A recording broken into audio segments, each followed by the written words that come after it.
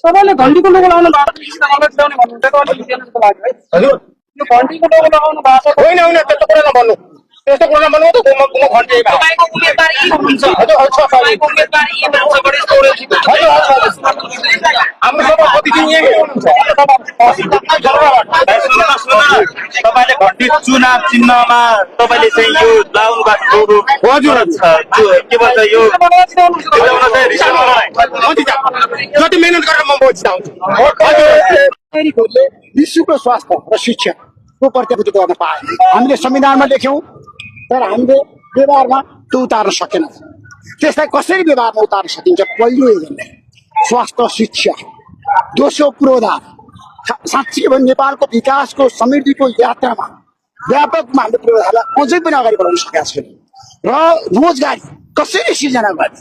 रोजगारी आज रौतरवासीहरू धेरै विदेशमा छन्, युवा युवती विदेशमा छन्। अब स्वदेशमै उनीहरूलाई कसरी रोजगारी दिन सकिन्छ? कृषि क्रान्ति कृषि क्रान्ति कृषि निर्वाचनलाई कतिको चुनौतीपूर्ण होइन, निर्वाचनै चुनौतीपूर्ण छ। म हरेक चुनौती सामना गरेर आएको मान्छे। मैले 2046 सालमा 14 वर्ष मेरो पत्रकारिता सुरु गरेँ। त्यहाँदेखि गरिसम्म हरेक चुनौती सामना गर्दै गर्दै गर्दै अब म चाहिँ पहिला म तपाईँ जस्तै थिएँ। आज बिहानसम्म मैले नेपाली बस चलाएँ पत्रकार भएर। अहिले तपाईँले मलाई प्रश्न गरिरहनु भएको छ, म प्रश्नको उत्तर दिन ठाउँ छु। जस्तै जन्मथलो धादिङ जन्मथलो काठमाडौँ बहुतटै यही क्षेत्रलाई छान्नु भयो।